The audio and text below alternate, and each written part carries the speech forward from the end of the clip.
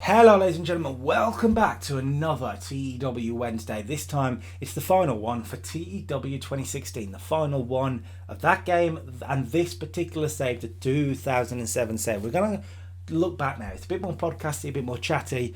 Not that the whole thing isn't chatty because it's just me chatting all the... Anyway, we're going to look back over some of the biggest matches, some of the biggest pay-per-views that we put on, biggest feud, see how we sort of made some wrestlers rise from the mid guard. We brought wrestlers in and they rose too. We're gonna try and look through a lot of stuff, so a lot of the good stuff because it's been good. It's been good. What we'll do, we'll go through the pay-per-views as well. We'll start though with the Royal Rumble. Now this was an interesting one because this was the first pay-per-view of the save. We were playing with pre-shows, as you can see. World's Greatest Tag Team defeating Juice and Domino there for 62, which is just interesting. But Umaga Van Dam was good. Lashley and Big Show. ECW was pretty good at the start and pretty good at the end, I think, as well. It had a middle patch which wasn't as great. London and Kendrick winning the titles there. Jeff Hardy defeating Booker. I think we found out they didn't have good chemistry then as well. Kane and MVP. Batista and Benoit for the world title feud, which is interesting. The women didn't do well for 37. Brock winning the Rumble and coming back, which was good. Jericho also returned as well, I think, at this point. John Cena defeated Flair to retain the title, which was interesting. We teased Cena and Lesnar as well, which we never actually did in the end. No Way Out then, and we're starting to ramp it up now towards WrestleMania. You had more pre-show matches, CM Punk getting a win, which is interesting. Booker defeated Angle. Oh, we had an Intercontinental Championship tournament, if I remember right. So Booker was involved. Umaga and Van Dam were at it again. Lashley and Big Show were at it again. Lesnar had his first pay-per-view match back. One-on-one match back, I guess is the best way to say it. Edge defeated Roderick Strong in the title tournament. Jericho defeated Regal. No, Edge just defeated Roderick Strong. It wasn't in the tournament. Jericho defeated Regal. Cena defeated Flair in a submission match, which is just incredible to think of. Booker won the title. Batista defeated Orton, Ray, Kane, and MVP Chris Benoit in an elimination chamber to retain the world title and got beat down by Lesnar. On a note of the Intercontinental title tournament, that was when Jeff Hardy went to rehab. I remember that. Then we moved on to WrestleMania. We actually updated people's stats as well, so we could get it more realistic. To me, it wasn't quite right. We won't be doing that for the 2020 save, but I'll go into that and we'll explain it next week. We had pre-show matches again. Daniel Bryan's here by this point, which is really, really interesting. Kane defeating Sheamus and Kota Ibushi for 60, which is really good considering these two were low. Triple H returned at WrestleMania to win the Intercontinental title in a barnstormer against Booker, 87. Really good stuff from them two. Punk and Big Show, 77, which was pretty good. A good win for Punk there. The world's greatest tag team. The ladder match for the titles still irks me at 52. It could have been an all-time classic. It needed a heel tag team in. Looking back on it, it needed a heel tag team in. Bobby Lashley defeated Tesh Tensai and Rhino to retain the title. Of course, he was going to go up against Umaga, and Umaga got injured. Didn't come back until really late in the save. Lesnar defeated Batista for the world title and went on a good run. 78. That's disappointing still as well. Jericho and Regal, 74. Again, slightly disappointing. Trish defeated Mickey and Victoria for 65. Not bad. Ray and Orton, 81. Forgot we did that. Benoit and MVP was 84. Match of the night there, I think, if I remember right, because then Edge defeating Cena to win the WWE Championship for 82. We ended WrestleMania with a heel win, which is rare when you really think about it. Backlash, a 90 rated show. We haven't really got into it, but that was the best one so far by a mile. Really good matches on this one. You saw a few of them there. We went just matches. We cut out a lot of the angles here and started to give matches a bit more time, which really, really, really helped us. A triple threat tag team match for 80. We put Kings of Wrestling in there. That we signed them and they did really well there. CM Punk defeated Rhino for 77. Benoit and MVP 93. Really, really good. Jericho, Bryan and Regal in the submission match. Triple threat 76. Slightly disappointing, really. Lesnar and Batista in a cage for 86, really good. Booker and Triple H, 2 out of 3 falls, 95, amazing. Bobby Lashley defeated Tensai for 79. Orton and Ray for 86, really good. Another angle which got 90. Edge and Cena 90 as well. Really good pay-per-view that. I was really, really happy when I look back on that now because that was fantastic. 90 rated pay-per-view, probably could have been higher. A little bit harsh on the overall score, but a really good pay-per-view. And then we went into Judgment Day. Is that right? Is there not one in between? Am I missing one? No, it might be right. Judgment Day. And I do remember Judgment Day because it was even better. 92. Let's have a look through again. We had a couple more pre-show matches to get people over, I think was the idea. And we did a couple of angles here, which didn't help us. We forgot stuff. But we're starting now Kennedy and Carlito as a tag team. And this was one of the best ideas I think I had on the save. Untapped Potential. And how that worked out was brilliant. Booker and Bryan for the Intercontinental title, 84. Starting to see that Bryan can hang with the big boys from what he did at the end of the save as well, which we'll get to in a minute, which is just brilliant. We'll also go through what the plan was for the Royal Rumble and WrestleMania in this video, by the way. What we were heading towards, the two big pay-per-views that were left. Punk defeating Tensai, so Punk getting another good win as a babyface on ECW. MVP and Benoit, slightly disappointing compared to last time, but a good win for MVP. Lashley defeating Test, did better than you'd expect. Cena and Regal, 92, amazing. Cena now out of the title picture. Edge, the champion. The World's Greatest Tag Team defeated Gallows and Anderson for 79, so we had Gallows and Anderson now as well. Lesnar won the Fatal 4-Way to retain the world title for 90, and Edge defeated Chris Jericho and Triple H to retain the WWE title for 93. So a multi-man pay-per-view, and it paid off with that score, which was incredible. We had One Night Stand then. I forgot about One Night Stand, and I'm glad I did. If I look at that, that's an 80 rated pay-per-view. It did not do well at all. Kings of Wrestling won the tag team title in a ladder match, which was okay for 84. Cena and Regal, 95, match of the night. It was brilliant, and we didn't return from there. CM Punk defeating Test and Tensai for 81, not great. Booker and Bryan in a cage match was awful, 69. Lashley and Rhino, 82, not bad. Brock and Ray, 75, disappointing. Edge and Jericho in a tables, ladders and chairs match to retain the heavyweight title, 81, just disappointing. There was one match that we were doing at the time, or one feud, which was Untapped Potential versus Jericho and Triple H. We didn't do the match here, we held it off for a pay-per-view. I kind of wish we did it there because it was probably needed. And then we moved on to the Great American Bash, 79, again disappointing really for what we did at Judgment Day. We were starting to make step backwards, which was problems. TV was good at the time, but the pay-per-views were struggling.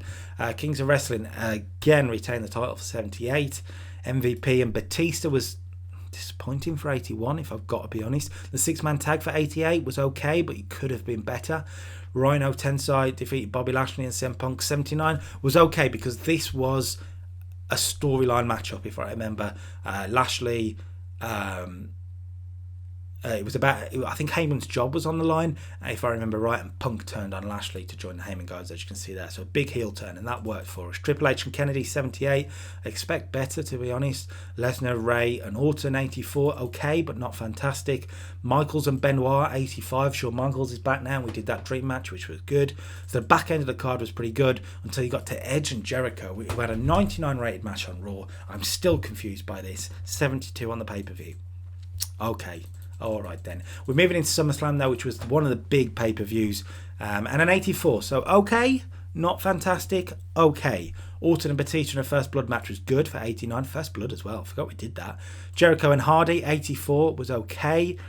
Punk and Lashley, okay. Cena and Booker, 85. Again, okay. Not fantastic, but okay. Ray, Benoit and Sheamus, 82.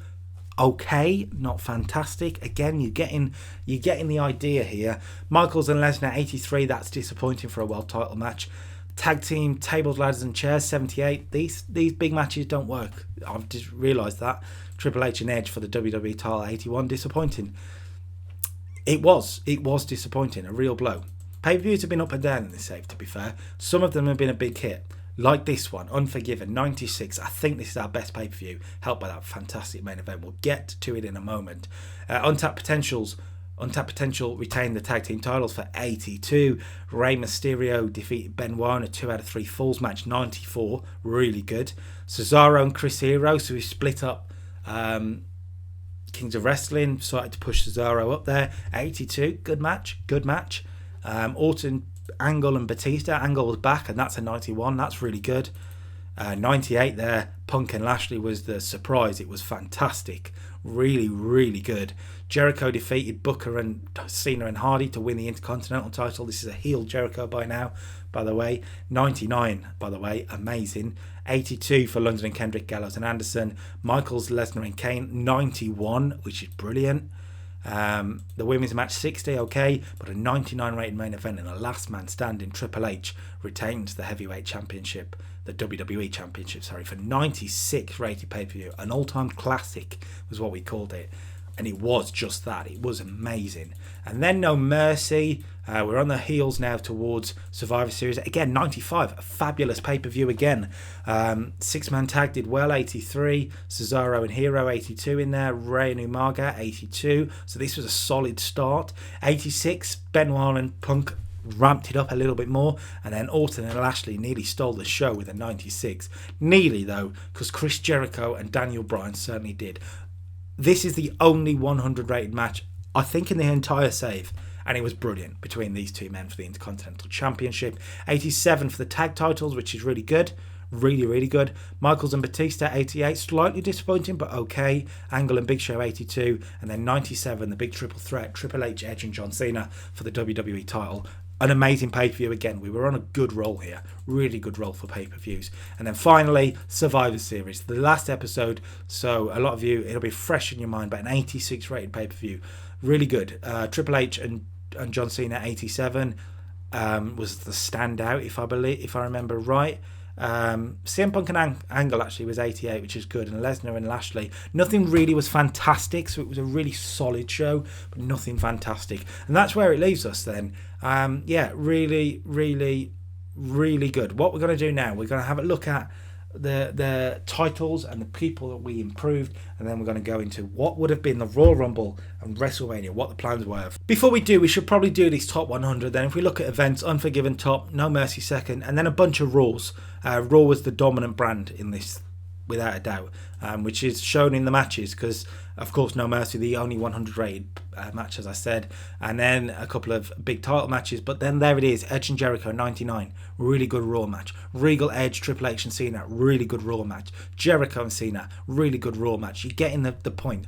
When we did a big main event on Raw, it was really, really, really good. Really good. Okay, then the titles. The ECW heavyweight title, we leave it at Prestige of 85. Now, of course, the history, Bobby Lashley was champion for a long time. Good 10 defenses in there.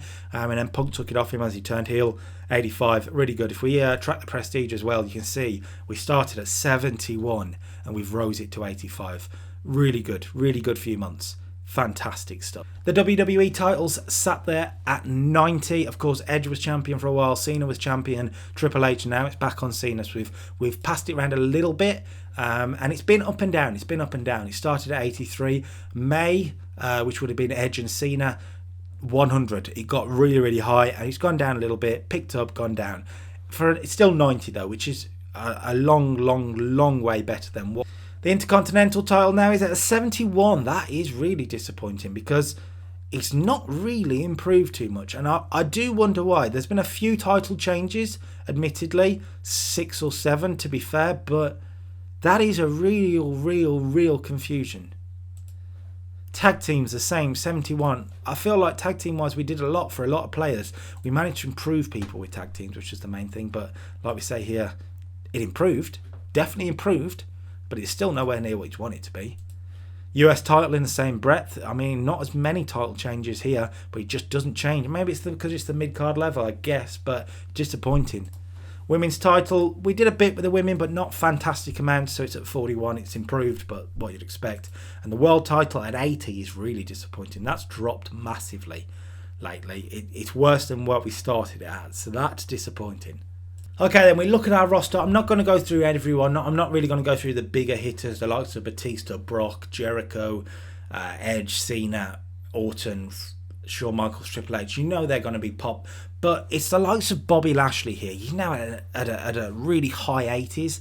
And if we look at his tracking, where is it? Popularity. And if we look at how much he has improved popularity-wise, it's incredible. 60 when we started.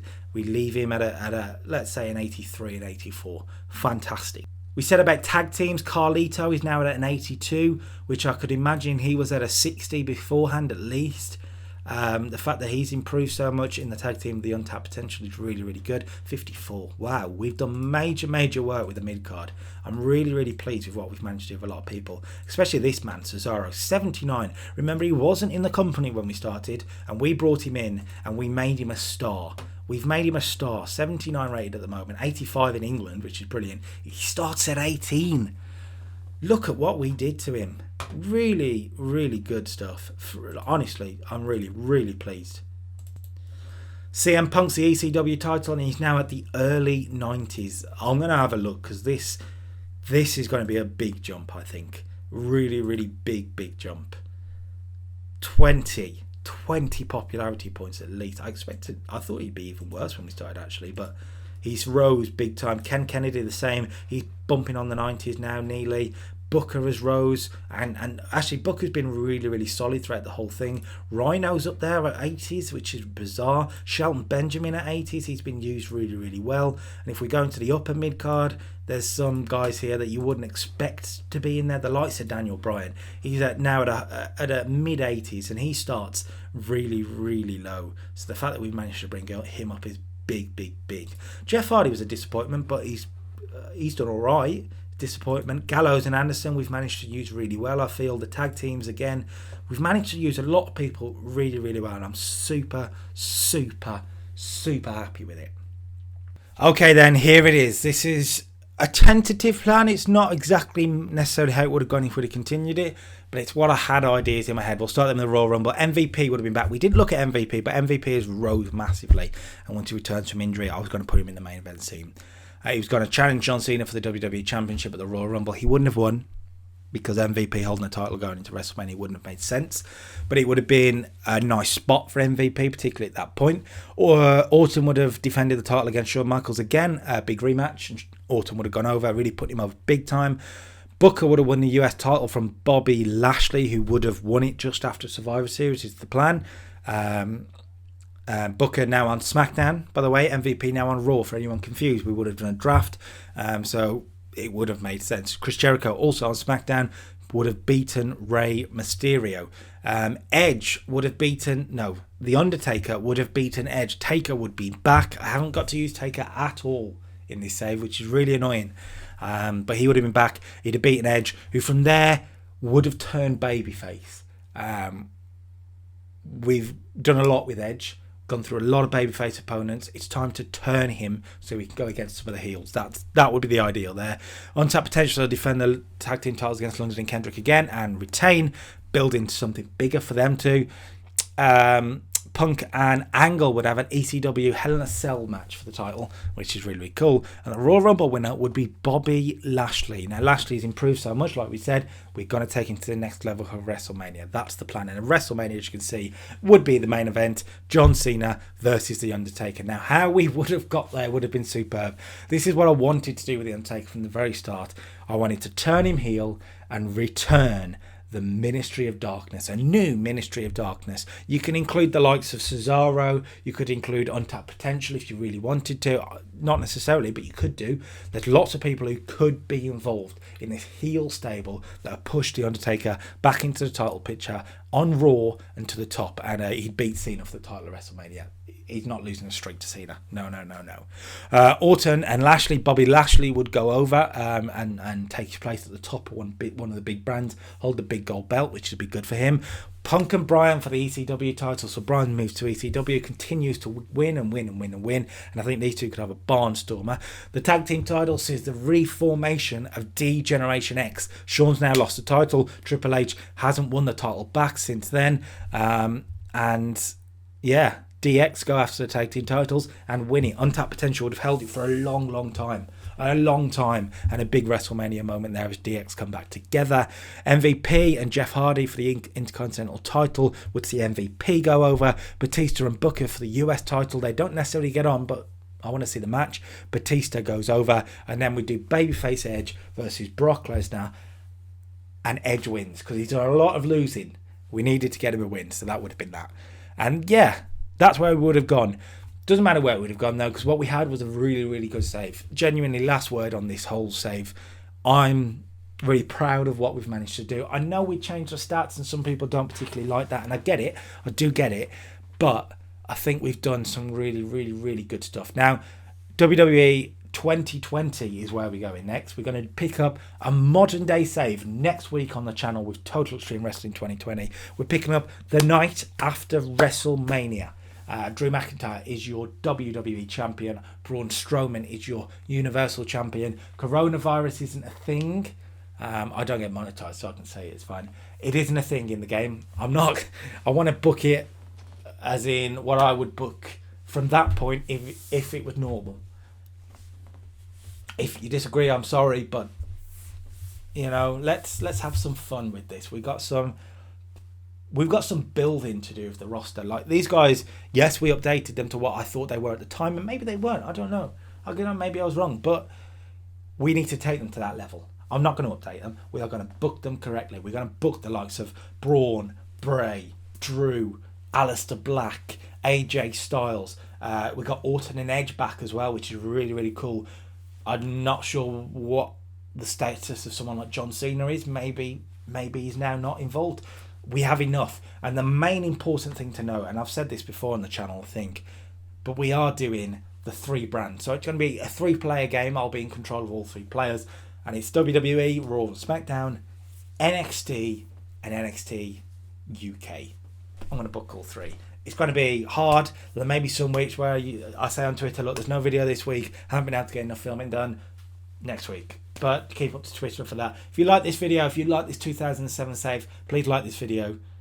That was hard to say. That was weird to say. But drop a like on the video and subscribe to the channel for all the content starting next week. Total Extreme Wrestling 2020. Thank you very much for all the support on this particular series. It's been through the roof. To be fair, it's been really, really good. Lots of likes, lots of views, which is really good. So thank you very much. And we go on to something new now. We go on to righting a lot of wrongs in this roster right now.